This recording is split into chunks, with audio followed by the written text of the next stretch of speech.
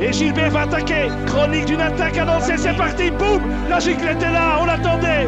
Dévolta Espanha em bicicleta. Nelson Oliveira é português, ganhou. Julien Alaphilippe qui porte son accélération maintenant tout près du sommet.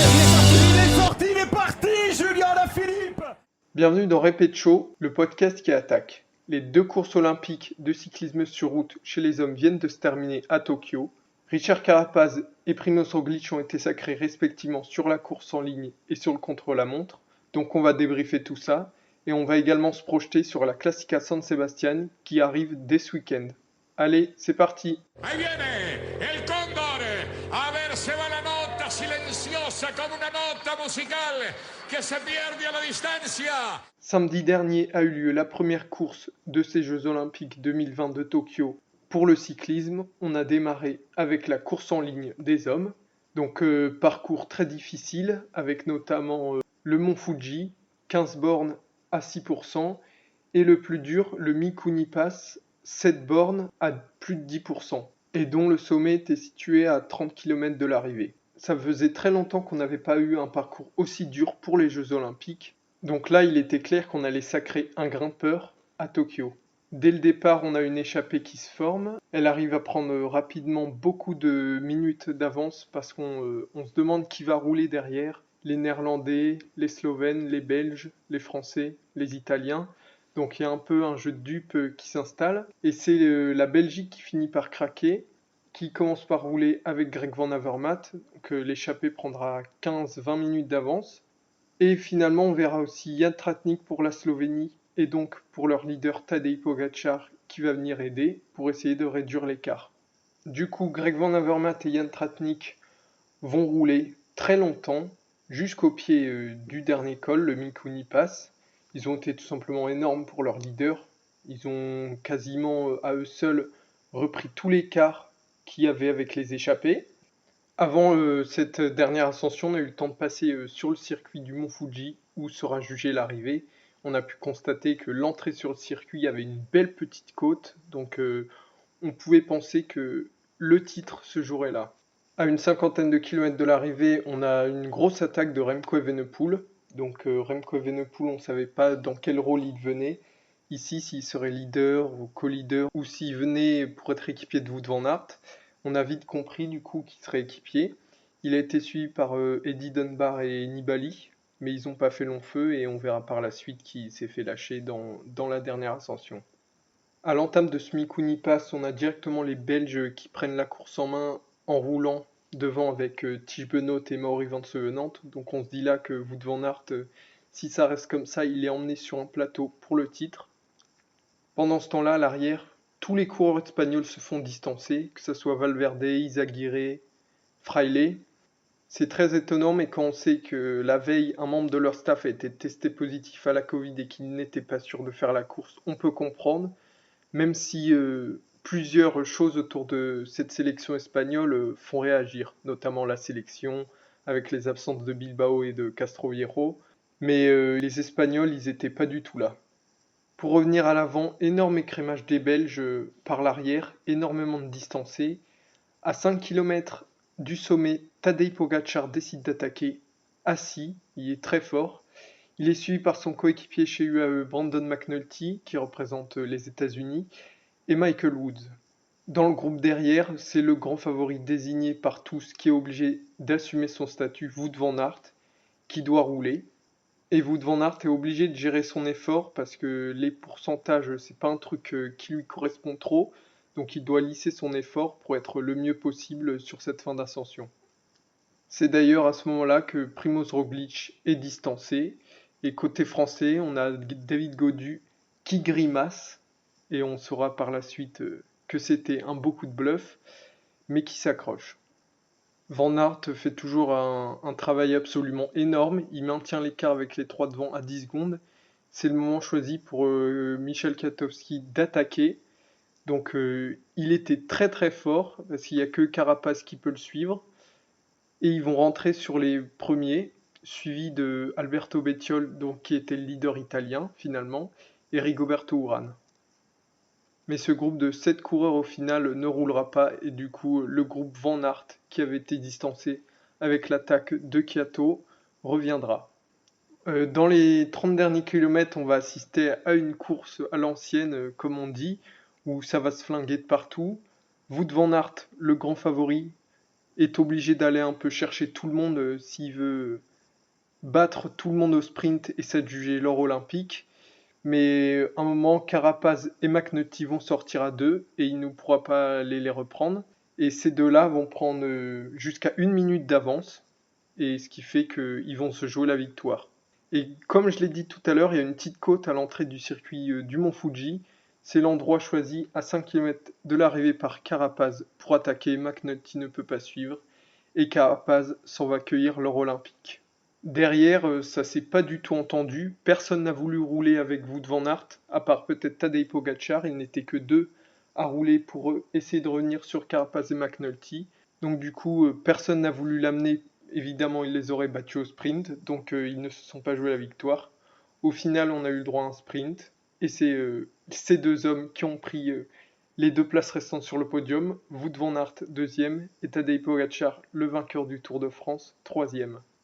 Avec cette victoire, Richard Carapaz devient le deuxième médaillé d'or pour son pays, l'Équateur, de l'histoire des Jeux Olympiques. Et surtout pour lui, c'est énormissime, déjà héros dans son pays. Il sort de 3 ans, bon l'année 2021 n'est pas encore finie, de 2 ans et demi absolument énorme. En 2019, victoire sur le Giro. En 2020, il fait deuxième de la Vuelta derrière Roglic, mais à seulement quelques secondes, et il avait failli décrocher le maillot à pois juste avant sur le Tour de France.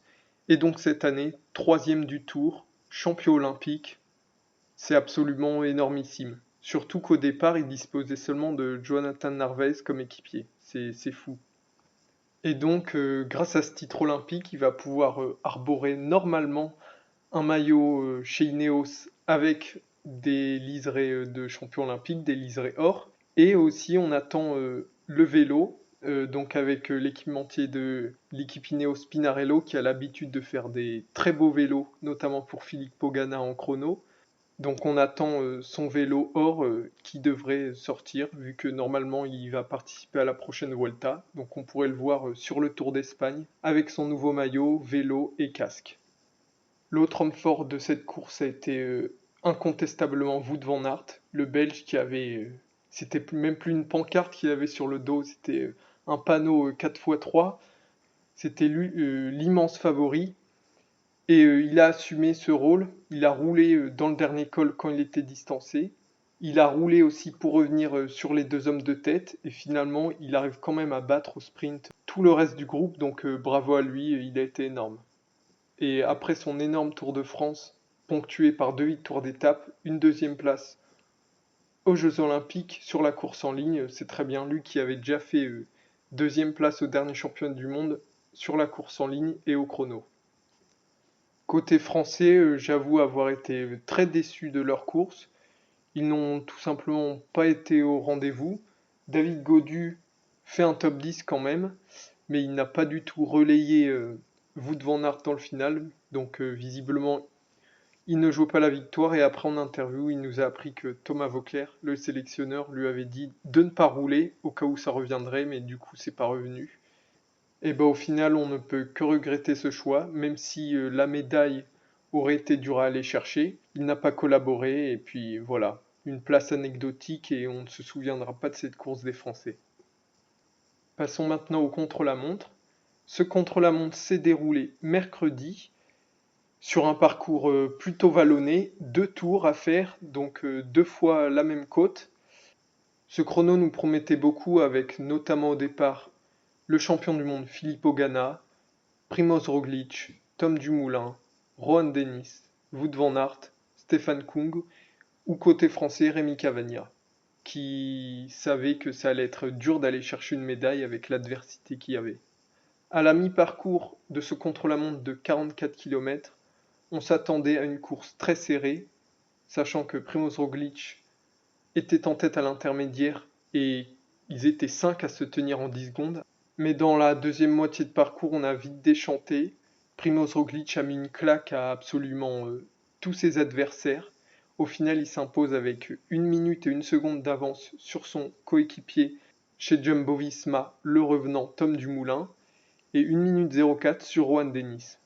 Stefan Kung, le Suisse de la Groupama FDJ, échoue à seulement quelques dixièmes du podium, donc c'est très rageant pour lui qui faisait un énorme chrono, et Filippo Ganna pour 2 secondes.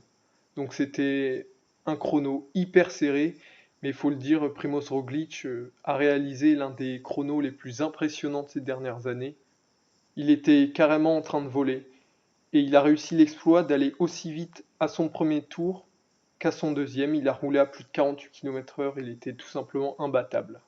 Rémi Cavagna finit 17ème à plus de 3 minutes 30. Il était parti très vite, mais il a vite faibli, et donc du coup, il n'a rien pu faire. C'est donc la fin des Jeux Olympiques pour les coureurs sur route, et ils vont rapidement devoir reprendre avec le pain quotidien. On a d'ailleurs vu des images de Primož Roglič qui est resté au Japon pour préparer la prochaine Vuelta, qui s'entraînait déjà fort. Vu son chrono, on peut se douter qu'il va être énorme sur cette Vuelta. Et aussi, on a vu le champion olympique de VTT, Tom Pidcock, qui était aussi resté parce qu'il est censé participer à la prochaine Vuelta, donc il s'entraîne pour cet objectif. Dès ce week-end arrive la Classica San Sebastian Course World Tour. On aura notamment au départ le vainqueur de l'épreuve en 2018, Julien Alaphilippe, qui reprend la compétition après le Tour de France. Le vainqueur du Giro, Egan Bernal, également, qui reprend la compétition ici. Adam Yates, qui vient de finir 9e de la course olympique, sera également au départ pour Ineos. Et aussi Daniel Martinez, 5e du dernier Giro. On va avoir droit à la grande information au retour du meilleur coureur du peloton. Bien sûr, j'ai nommé Mikel Landa pour l'équipe Bahrain Victorious, où il y aura Matej Mohoric, vainqueur de 2 étapes sur le dernier Tour de France. Et aussi, pourquoi pas, la pépite, le vainqueur du dernier Baby Giro, Juan Ayuso.